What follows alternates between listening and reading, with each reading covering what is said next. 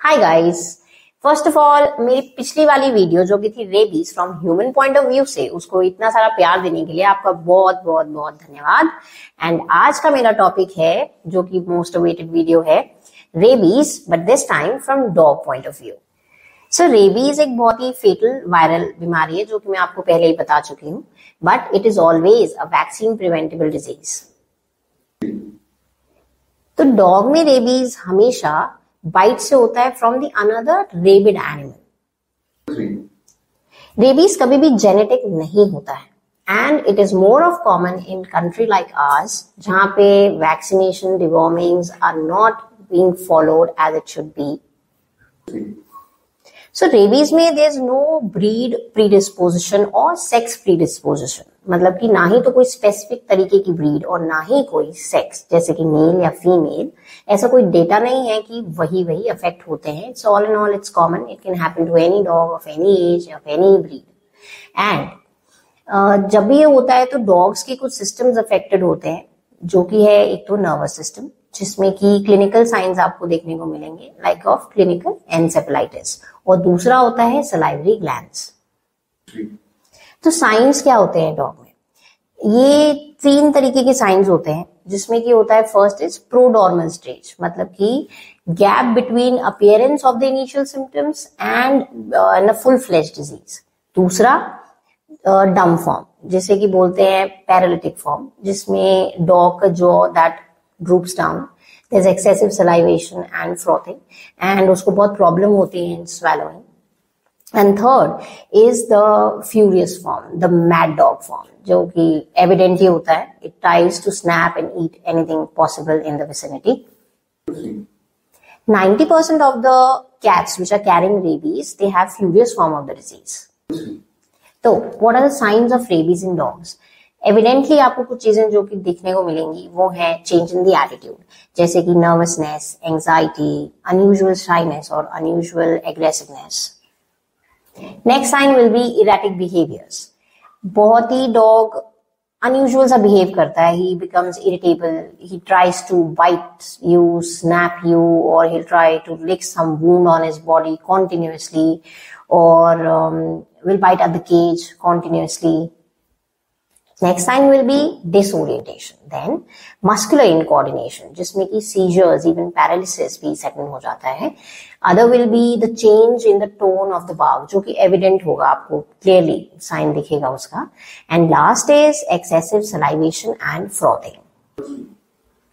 So what are the risk factors?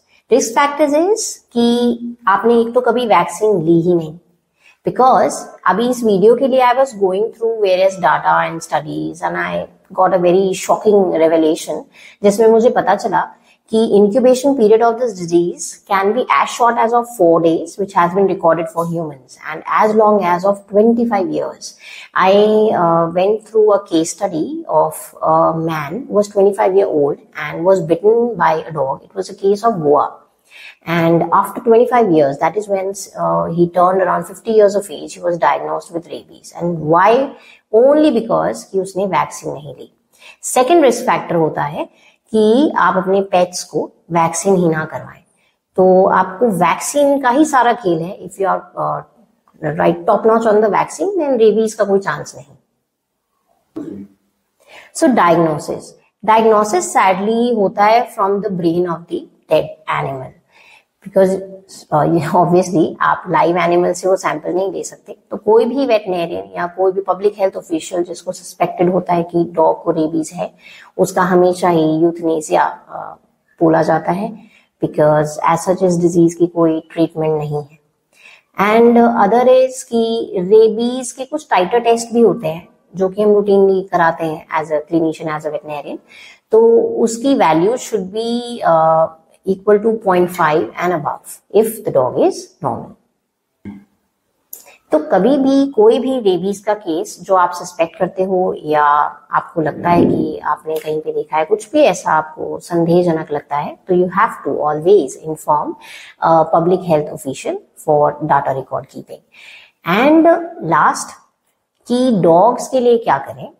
तो dogs के लिए रेबीज की कुछ वैक्सीन आती हैं which is always given at 3 months of age and above. क्योंकि उससे पहले पपीज का इम्यून सिस्टम इमेच्योर होता है, they can't sero convert the antibodies that we inject, so always and always at 3 months of age the vaccine should be given. So lastly, अगर आपको कोई भी डॉग बाइट कर ले तो कुछ चीजों का बहुत ख्याल रखना है आपने। एक तो कि जितना भी वुंड क्लोज होगा to the brain of your body, ठीक है, उतना ही ज्यादा वायरस लोड होने के चांसेस होते हैं और उतना ही छोटा हो जाता है incubation period for the humans. So take rabies seriously, take dog bite always seriously. आपको कोई भी कंफ्यूजन है तो मैं हूं, वेटनेरियंस हैं, आपकी हेल्प के लिए ह्यूमन फिजिशियंस हैं।